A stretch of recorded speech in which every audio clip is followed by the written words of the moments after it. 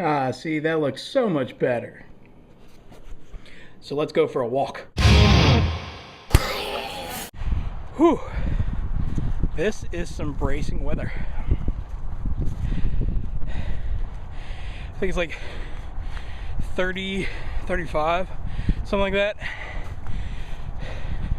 It's chilly. My hands are cold.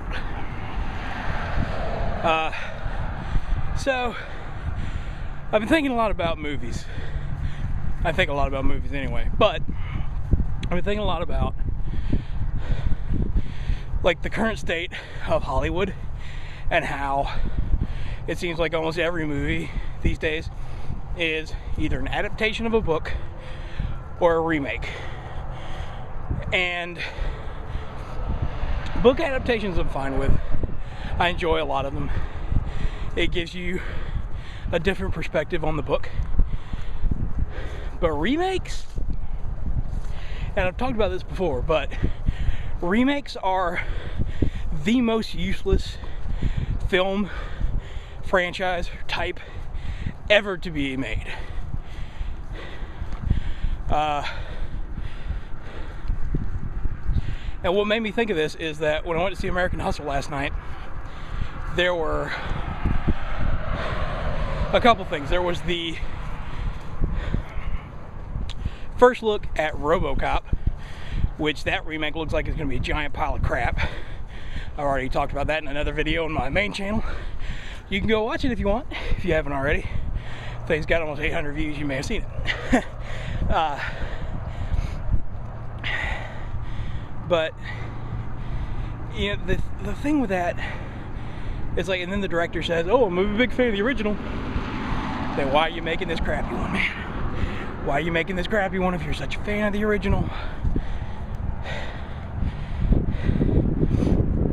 But there was another one for a movie called The Other Woman with Cameron Diaz and Leslie Mann. It looks like it could be a good movie. The only problem is it's a remake of an earlier Spanish movie, well, Mexican movie, called Chasing Poppy with Sofia Vergara of Modern Family fame. And I'm watching this trailer and I'm like, why? This seems familiar. And then it clicks. It's like, oh yeah, because I've seen the original. So, it just, and the thing is, there are people writing screenplays all the time. I've got like 6 in the works. And they're original. And some of them are pretty damn brilliant. But Hollywood won't give them a chance because the few they have given a chance in the past were absolute shit. So, you know, they've decided that it's too much of a risk to do something original now. So instead, they do all these really shitty remakes, and then they just, you know, do a lot of marketing to begin with to try to get people in seats, and they can write it off early. It's like, oh, it didn't make any money, but we already got what we wanted, so fuck it. Which is such a stupid way to do things. But, I don't know. The one thing it does do, with all these shitty movies coming out, is to kind of